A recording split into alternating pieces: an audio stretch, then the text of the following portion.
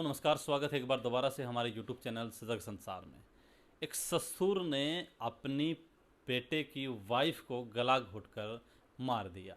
ऐसी बहुत सारी खबरें जो हैं वो बहुत सारी खबरें आती हैं, लेकिन दिल दहला देने वाली खबरें हैं।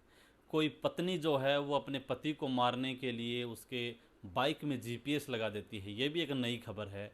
तो एक पत्नी हनीमून के बहाने अपने पति को घुमाने के लिए ले जाती है और वहाँ पहाड़ियों से उसको धक्का दे देती है।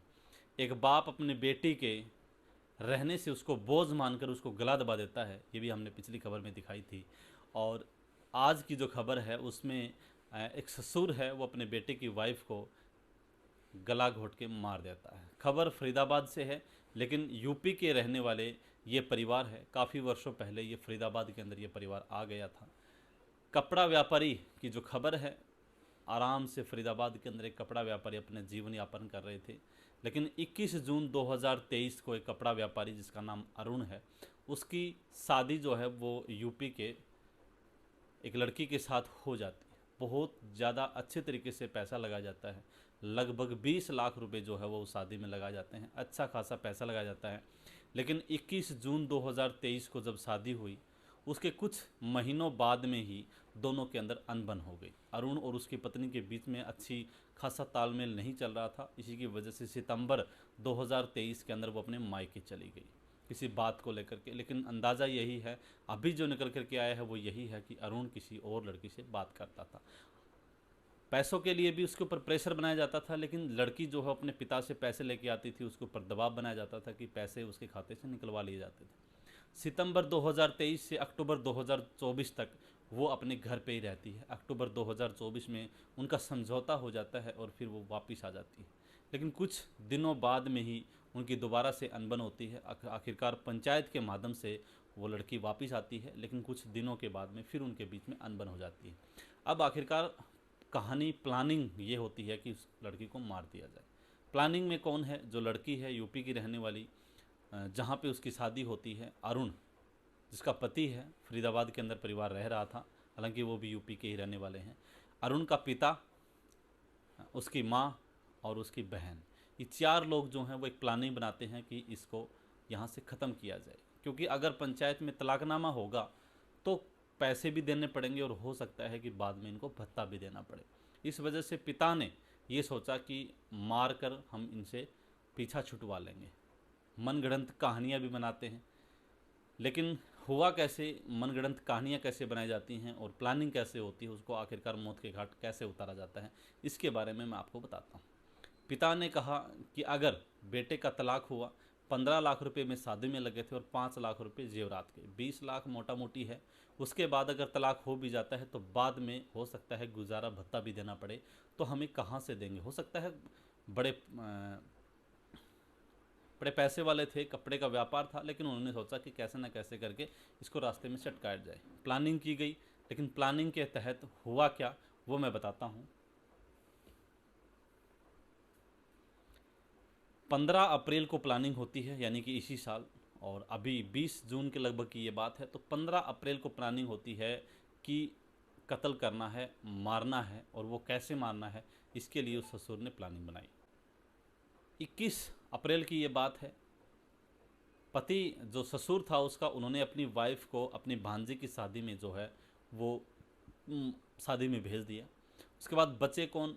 ससुर बचता है, उसकी बेटी बचती है और उसका बेटा बचता है। ये 3 लोग बचते हैं। 21 अप्रैल की रात को नींद की गोली जो है वो उस लड़की को दे देते हैं जो यूपी की रहने वाली थी। बेसुध होकर वो अपने कमरे में जाके सो जाती है, लेकिन नींद की गोलियों का घाल जो है वो इतना होता है कि वो बेसुध होकर सो जाती है। प्लानिंग करते हैं कि अब इस रात को, यानी कि 21 मार्च की रात को प्लानिंग हुई, 15 अप्रैल को प्लानिंग हुई, लेकिन 21 मार्च तक ये बात आई। और 21 अप्रैल की रात को 2 बजे की बात है कि जो उसका पति है अरुण, वो नीचे ग्राउंड फ्लोर पे एक कमरे में सोया हुआ है और उसकी ननद जो है वो दूसरे कमरे में सोई हो जाती है। ससुर है वो पहुंचता है उस लड़की के कमरे में। वहाँ जाके वो बेसुध हालत में होती है। उसको ये नहीं पता होता कि उसका कपड़ा कहाँ है, उसका तन कहाँ है, लेकिन नीयत जो है वो बिगड़ जाती है। ससुर जब ऊपर पहुँचते हैं तो उस लड़की को बेसुध हालत में देखकर उसके मन में कुछ अलग ख्याल उसके आने लग जाते हैं और उसके मन के भाव बदल जाते हैं। लेकिन भाव ऐसे नहीं बदले। पहले उसके मन में अश्लीलता आई और उस लड़की के साथ पहले उसने रेप किया और उसके बाद जो है वो उसका गला घोट के हत्या कर दी। करीब 2 बजे की बात है, लेकिन 2 बजे घटना को अंजाम दिया गया। उसके बाद रात को 4 बज गई, लेकिन उससे पहले उन्होंने गड्ढा भी खोदा था, क्योंकि प्लानिंग उनकी हो चुकी थी कि कैसे इस लाश को अंजाम दिया जाए और कहाँ इसको छुपाया जाए। 21 अप्रैल की जब रात थी, उसी रात को उन्होंने अपने घर के आगे सीवरेज के लिए खड्डा खोदते हैं। खड्डे के अंदर सोचते हैं कि यहाँ पे दफनाना है, लेकिन आसपास के लोगों को शक ना हो तो वो सीवरेज का बहाना लगाते हैं। सीवरेज का बहाना ये लगाते हैं कि घर में पानी के लिए या फिर सीवरेज की ज़रूरत है, तो आसपास के लोगों ने इस बात में शक नहीं किया।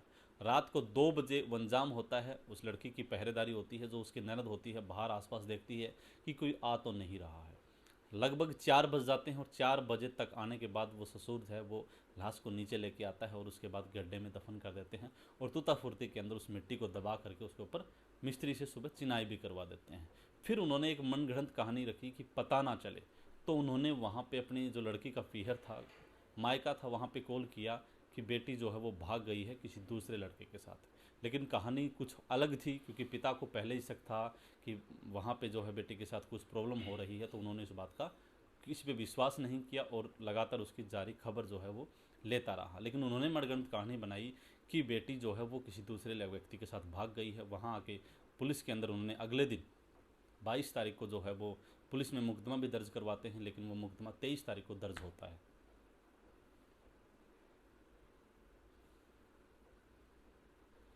सॉरी, 2 दिन तक उन्होंने ड्रामेबाजी की और 24 अप्रैल को गुमशुदगी की रिपोर्ट दर्ज करवाते हैं और 25 अप्रैल को जो है वो केस दर्ज होता है।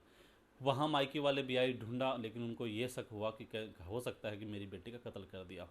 लेकिन उन्होंने मनगढ़ंत कहानी कैसी रखी, उस बेटी के नाम के ऊपर एक पर्ची बनवाते हैं और वो अपने जो बेटी का घर होता है उस घर पे पिछवाते हैं कि मैं किसी के साथ भाग गई हूँ और पिताजी मैं आपके सामने नहीं आ सकती थी, मुझे शर्म आती थी, इसलिए मेरा ख्याल आप टेंशन मत लीजिएगा, मैं अच्छे तरीके से ठीक हूँ। इस तरीके से उन्होंने कुछ टाइपिंग करके पर्ची जो है वो बेटी के नाम से वहाँ पर छिपवाई, पर्ची गिरवाई। लेकिन उस पर्ची को देख करके उसके पिता के मन में भी अभी भी संशय यही था कि मेरी बेटी जिंदा नहीं है, मेरी बेटी को मार दिया गया है। लेकिन गुमशुदगी की तलाश पोस्टर छपवाए उन्होंने और वो रिपोर्ट जो है उनको दर्ज करवाई। लेकिन मामला बाद में क्या निकला, जब पुलिस तहकीकात में हुई और पुलिस सीबीआई को दिया गया, क्योंकि पता नहीं था कि पुलिस इन्वेस्टिगेशन कैसे कर रही है, और सीबीआई को दिया गया तो शक के आधार पर ससुर जी को यहाँ पे पकड़ लिया गया। फिर ससुर के 3 दिन रिमांड पे लिया गया, तो उन्होंने बातों ही बातों के अंदर बताया कि बात कुछ ऐसी थी, मैंने ही इस घटना को अंजाम दिया है।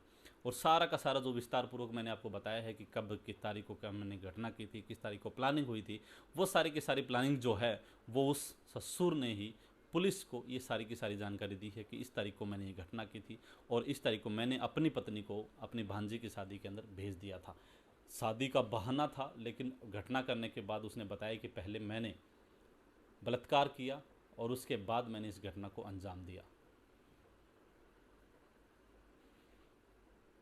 और लगभग 26 मई को जो वो पर्ची गिरवाई गई थी जिसके अंदर लव लेटर था अपनी बेटी के नाम का, और 20 जून को जो है वो लाश बरामद हुई। ये तमाम खबरें इस प्रकार से पूरे भारतवर्ष के अंदर चल रही हैं। लेकिन मैं कहना चाहूँगा कि एक पिता होता है, वो चाहे वो बेटी उसकी खुद की हो, चाहे वो आपके बहू हो, बेटी तो बेटी होती है। किस प्रकार से नीयत जो है वो बिगड़ जाती है मुझे नहीं पता, लेकिन इस प्रकार की घटना झंझोर देने वाली हैं। किस तरफ हमारा देश जा रहा है, किस तरफ की सोच जो है वो लोगों की बनती जा रही है। एक ससुर अपनी बेटी को किस नज़र से देखता है और अपनी बहू को किस नज़र से देखता है, ये अपने आप में क्वेश्चन मार्क बनता है।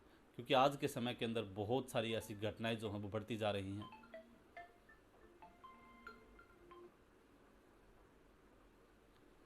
और अंजाम यहाँ तक दिया गया, उस बेटी को मौत के घाट उतार दिया गया। अभी फ़िलहाल जो हैं वो उसके पति को और उसके सास को गिरफ्तार कर लिया गया है, सॉरी उसके सास को और ससुर को गिरफ्तार कर लिया गया है। लेकिन अभी जो उसका पति है और उसकी ननद है वो अभी फरार है। ये पुलिस इन्वेस्टिगेशन में आया है, उन्होंने बताया है कि जल्दी ही इसके ऊपर कार्रवाई की जाएगी। आप लोगों का क्या कहना है, कमेंट में आप अपनी राय बताइएगा। धन्यवाद। जय हिंद, जय भारत।